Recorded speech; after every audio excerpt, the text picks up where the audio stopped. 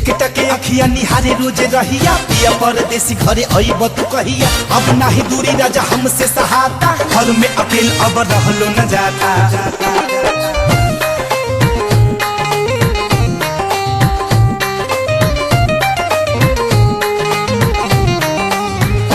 बासी गैला परदेस तू त गवना करा के अब ना होता बरदास क्रिया कहता निखा के खाके खाके। हाँ बासी गैला परदेस तू त गवना करा के अब ना होता बरदास क्रिया कहता निखा के। बढ़ल ढेर परेशानी पड़ल जीव बाजवाल में, आ जाए बलमुआ छुट्टी लेके कौनो हाल में, आ जाए बलमुआ छुट्टी लेके कौनो हाल में।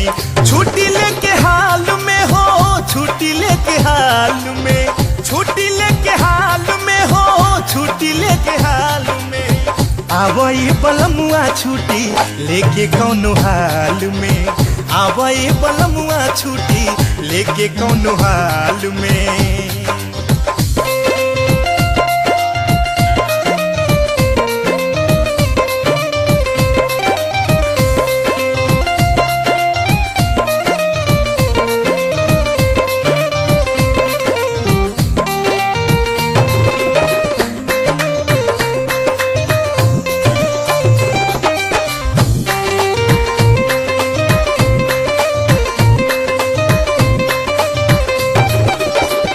बना सहाता जुलुम चढ़ली जवानी के, दुखवा दुगुना भइल पहिला बुठानी के।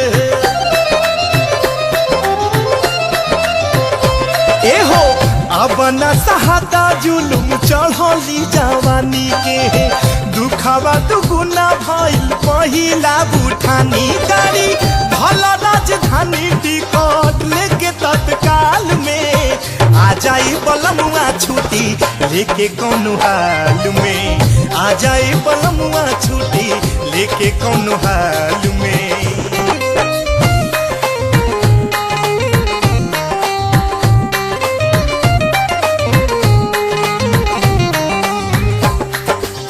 सुतिला से जरिया तो देखी रोजे सपना, रही तो तू साथे मन में करीला कल्पना। एहो सुतिला से जरिया तो देखी रोजे सपना, रही तो तू साथे मन में करीला कल्पना। लेके कोना में सुतई तो चुमा लेता हमरा गाल में, आ जाए बलमुआ छुट्टी लेके कौनो हाल में, आ जाए बलमुआ छुट्टी लेके कौनो हाल में।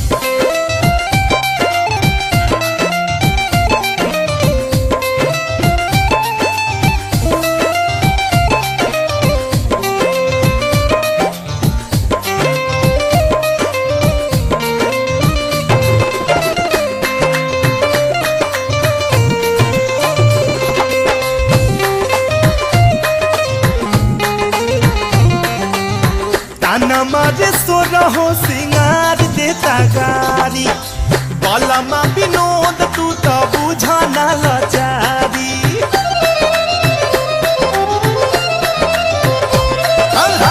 ताना मारे सो रहो सिंगार देता गारी, बलमा सुनील तू तो बुझाना लाचारी। घर अंगना दुआर नहीं लागे खुशहाल में, आ जाए बलमुआ छुट्टी लेके कौनो हाल में, आ जाए बलमुआ छुट्टी लेके कौनो हाल में, आ जाए बलमुआ छुट्टी